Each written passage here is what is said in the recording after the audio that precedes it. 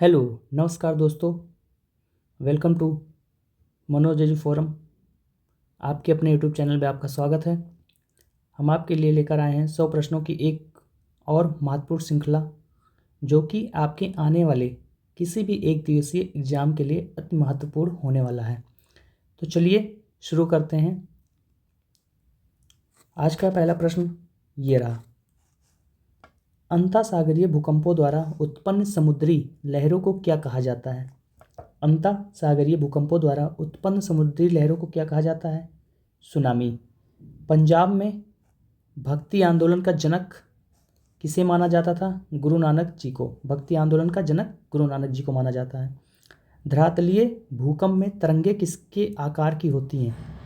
Surface wave की बात कर रहा है। सरफेस वेव में धरातलीय भूकंप में तरंगे किसके होती हैं?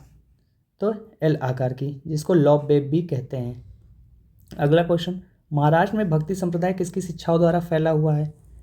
महाराष्ट्र में भक्ति संप्रदाय किसकी शिक्षाओं द्वारा फैला हुआ? तो संत ज्ञानेश्वर दास जी के द्वारा। रिएक्टर स्केल से किसकी तीव्रता मापी जाती है? रिएक्टर स्केल से भूकंप की तीव्रता मापी जाती है। कबीर की मृत्यु कहाँ हुई थी? कबीरदास की मृत्यु मगहर में हुई थी। मगहर, संत कबीर नगर, उत्तर प्रदेश। विश्व के सबसे अधिक भूकंप किस पेटी में आते हैं? विश्व के सबसे अधिक भूकंप कहाँ पर आते हैं? तो प्रशांत महासागरीय पेटी में। पैसिफिक ओशन बेल्ट में सबसे ज़्यादा भूकंप आता है, और जहाँ पे भूकंप आएगा वहाँ पे आपको वोल्केनो यानी ज्वालामुखी भी ज़्यादातर देखने को मिलेगा। ज्वालामुखी। ओके। कबीर का जन्म कहाँ हुआ था? कबीरदास जी का जन्म लहर तारा तालाब के निकट काशी में। सुनामी किस भाषा का शब्द है? सुनामी जापानी भाषा का शब्द है। भक्ति आंदोलन के प्रतिपादक कौन थे? तो भक्ति आंदोलन के प्रतिपादक रामानुजाचार्य जी थे। इन्होंने भक्ति आंदोलन प्रारंभ किया था। चलिए अगला।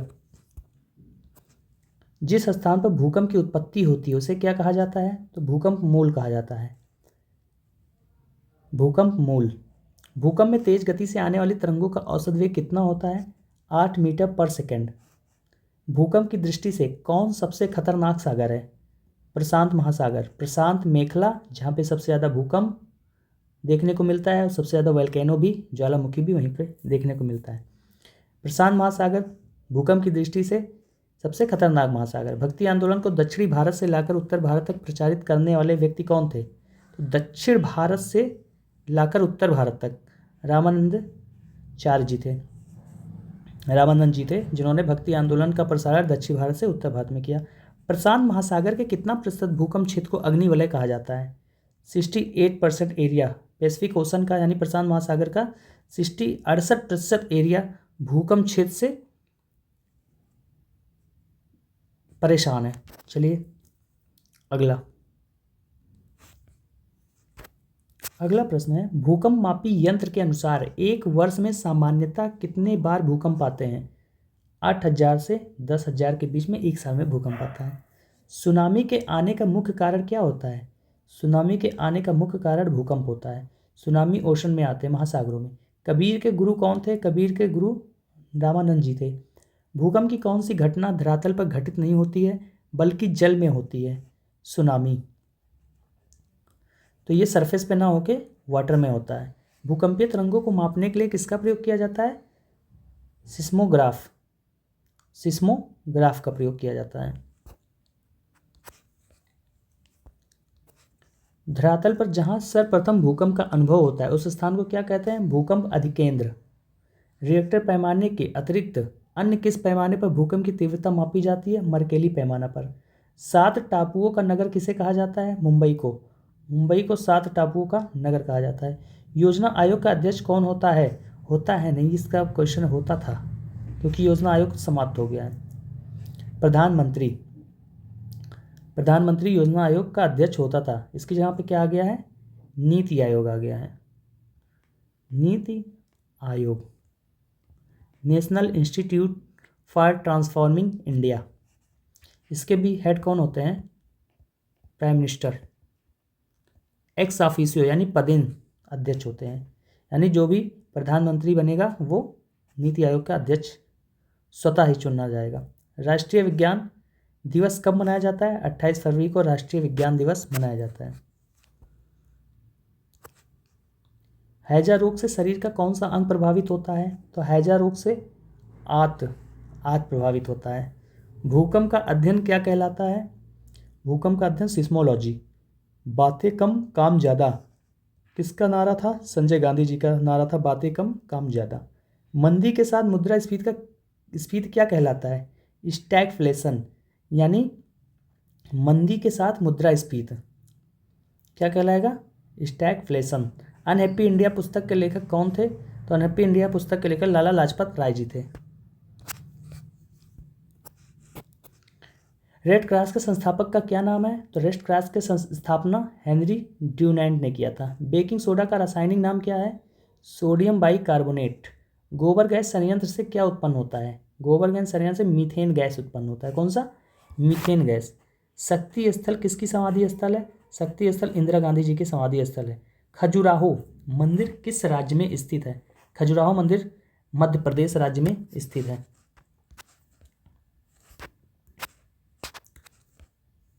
चलिए अगला, दादा साहब फाल्के पुरस्कार किस क्षेत्र में दिया जाता है?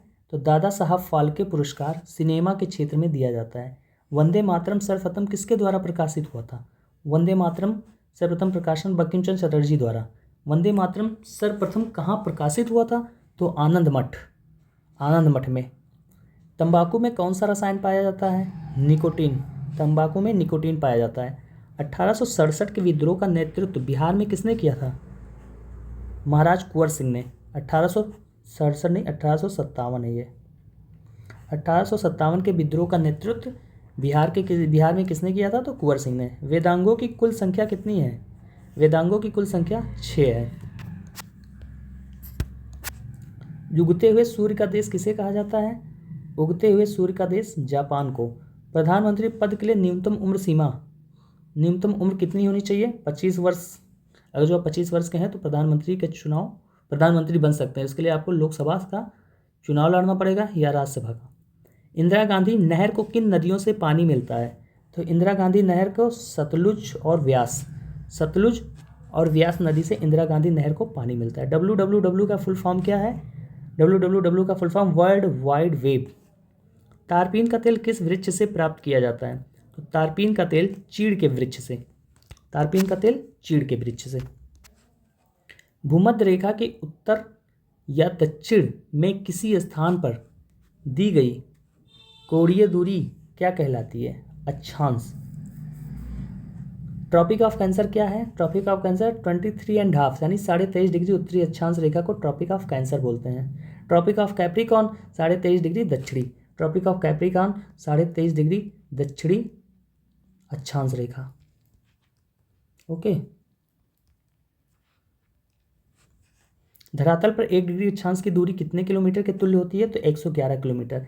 यानी इक्वेटर 0, 1 डिग्री, 2 डिग्री, 3 डिग्री, तो इसके बीच की जो गैप होती है वो कितनी होती है? 111 किलोमीटर। भूमध्य रेखा के अतिरिक्त कौन सी अक्षांश रेखा पृथ्वी को 2 बार अक्षांश वृत्त कहाँ से होकर जाती है? मालागासी से। वह काल्पनिक रेखा जो पृथ्वी को 2 भागों में बांटती है क्या कहलाती है? भूमध्य रेखा कहलाती है।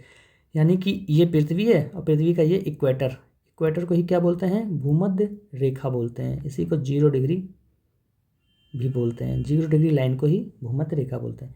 इधर से 23.5 डिग्री ट्रॉपिक ऑफ कैंसर यानी, और इधर ट्रॉपिक ऑफ कैप्रिकॉर्न, कर्क रेखा और मकर रेखा। इससे कर्क रेखा और ये मकर रेखा। ओके, ये हमारा 23.5 दक्षिण साइड में, 23.5 उत्तर में। 66.5 डिग्री दक्षिणी अक्षांश वृत्त कहाँ से होकर जाती है? मालागासी से। 66.5 डिग्री दक्षिणी अक्षांश वृत्त कहाँ से होकर जाती है? मालागासी से। वह काल्पनिक रेखा जो भूमध्य रेखा को समकोण पर काटती है क्या कहलाती है? देशांतर।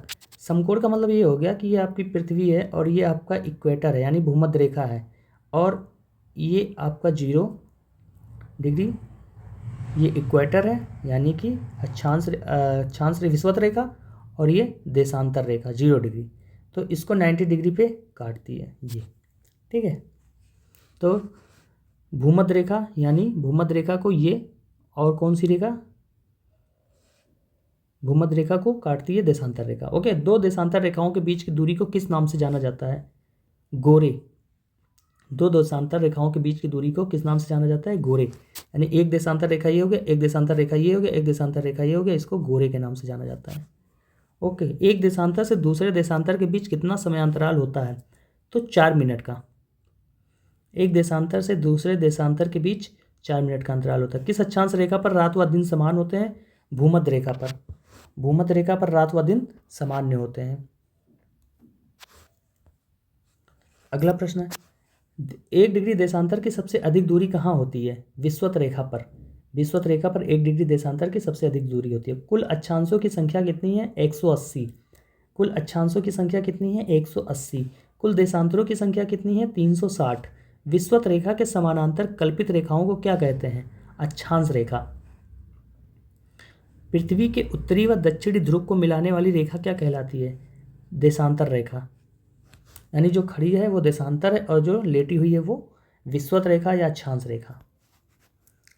चलिए अगला,